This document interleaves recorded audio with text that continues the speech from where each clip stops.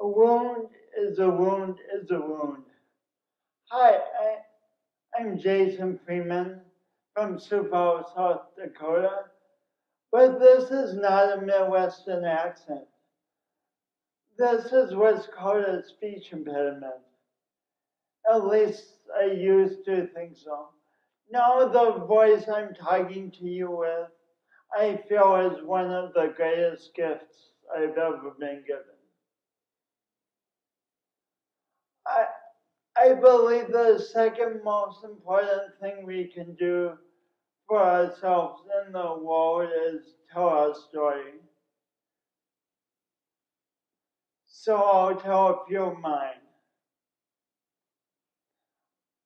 I, I'm a lucky guy. I've been bad lucky. I was born to two extremely loving parents. We we um we lived in a good city. I had educational opportunities opportunities abounding, and my parents, like so many people's parents, said, "Hey, Jason, you're the best." But as a little kid, you don't know that everyone else's parents are saying it too. So I'm like, I'm the best, I'm the best, I'm the best, I'm the best. I was good at being the best. I, it felt so nice to me. Then fourth grade came, and I was in a new school. It's January of that year. I'm sitting uncomfortable in a child's desk in Mrs. Olson's class. Outside, snow smothers the ground. It's 20 below, and the sky above is unrelenting gray. Inside, fluorescent lights buzz nervously overhead. And you know that feeling in you when something has just been kind of simmering for a long time and is about to come to boil. I didn't know what it was though. I started looking around. Hmm, what here's not like the other? What here's not like the other things? Hmm, what could it be? What could it be?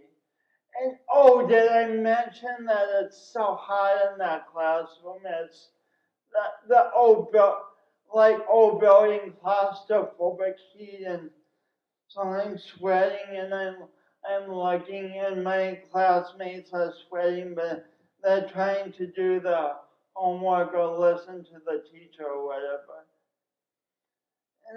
But I just can't concentrate. Why here's not like the other? And then it occurred to me that I didn't have to look very far. Oh my gosh. Oh no. It's me. It's me. It's my voice that's not like the voices of the other kids. It's my coordination. Sure, I'm great at catching basketballs with my nose, but that's not quite like the other kids' coordination. And I assumed that this difference was really not a good thing. And I became ashamed. And the all bubbled up in me, and suddenly I'm suddenly go from being pleased with who I am to being really ashamed of who I am. I spent the next few years not wanting to talk much. I didn't like my voice. I didn't think my story sounded good coming out. I was worried that I would say the wrong thing or forget something. And, but in communication, you need to do something, right? So I became an expert at communicating. I became an expert at smiling. You know that artificial smile that we sometimes put on when life is miserable inside, but we just don't want to quite talk about what's really going on. So we're just like, it's good. The weather's good. Life is good. Everything's good.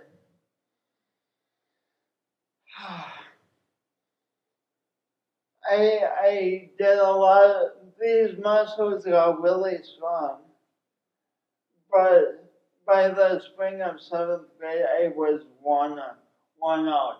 I was exhausted. I wasn't expressing me much at all, and just getting more and more troubled and confused because I wasn't sharing me. So one day in the spring, I had it. I leave school. I get on my bike. I'm biking, and maybe it was a bright sunny day with cotton candy clouds. But I'm in the haze biking home and just see darkness. Get home, find an aspirin bottle, and all panicking, and oh my gosh, and I smash it on the floor because my hands are too shaky to open the childproof cap. At moments like these, this is no moment for a childproof cap, so I just smash it. And I start eating aspirin like popcorn.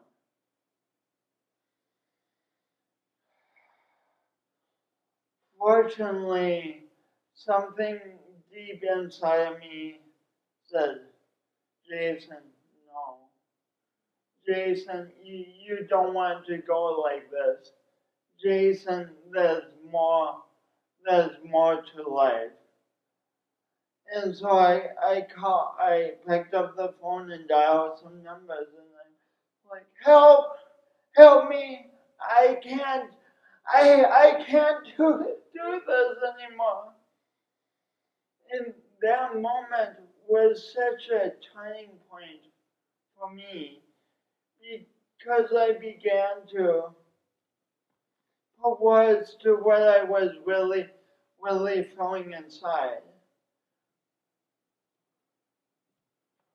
If we don't put words to what we feel inside,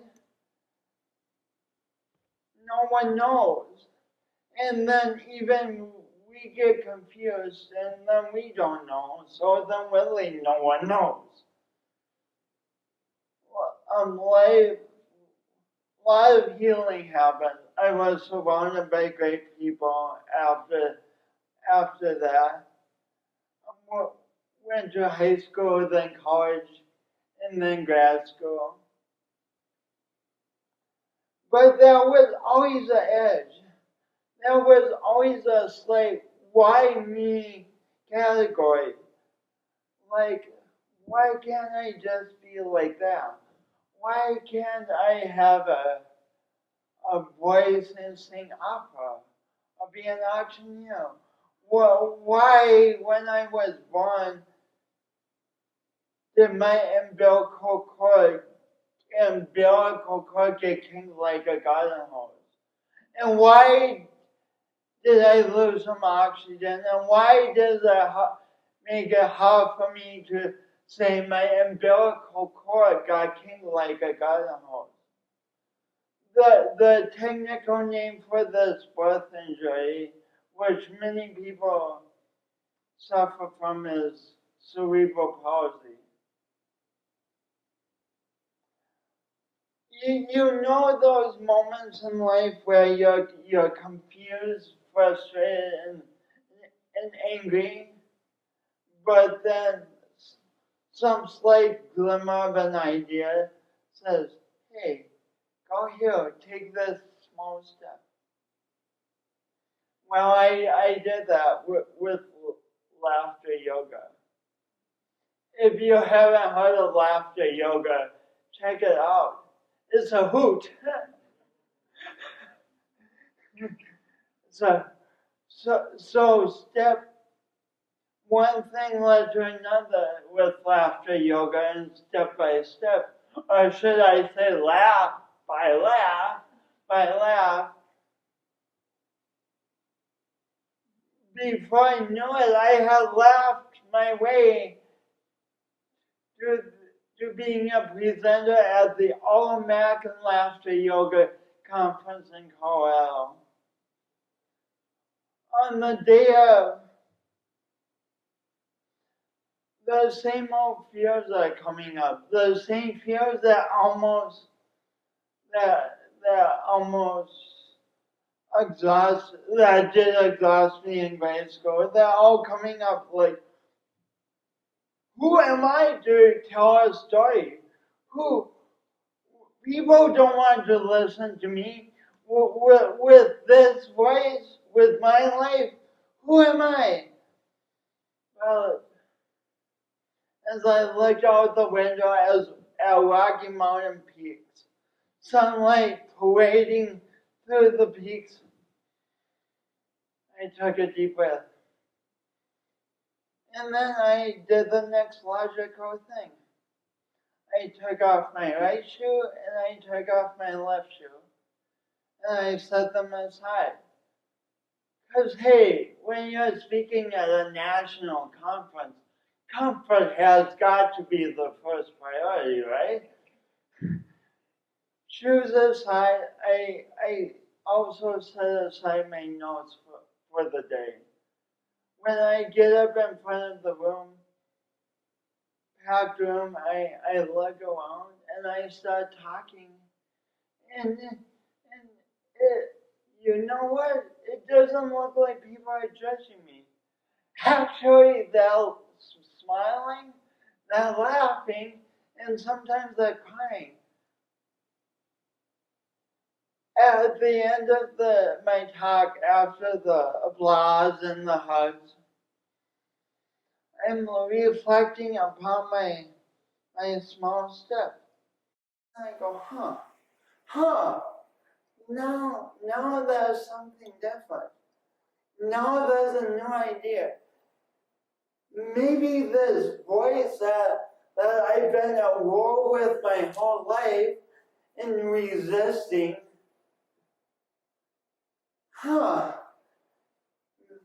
could it be that possibly it gives me to connect with a huge variety of people in a very intimate way? Could it be that this voice I spent so long fighting possibly made me a master communicator?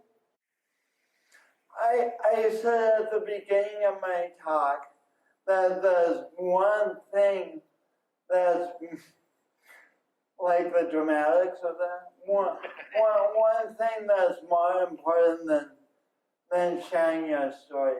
And I believe deep in my heart that it's listening. Listen to your own story. Really listen to yourself. Really listen to others. Really listen to the world. Because a story is two parts, right? One person tells a story, but for healing to occur, it has to be listened to. In the listening, our stories become understood. In the listening, our stories become bigger. In the listening, our stories become not only okay, but powerful. because our stories take on a life where they speak of a core human truth. A wound is a wound is a wound. So our wounds look different. Our wounds definitely sound different. And our wounds have different stories around them. But a wound is a wound is a wound. Your story is so vitally important. Your story is healing. And then you're equipped with a mouth to share your magnificent healing story that expands the world. And then you're equipped with ears to hear other people's magnificent stories. It's a dance between speaking and listening. Speaking, listening, and expanding. It's a dance. And every move in this dance is so important. The part you play in this dance is essential for your own life, for other people's lives, and for the world.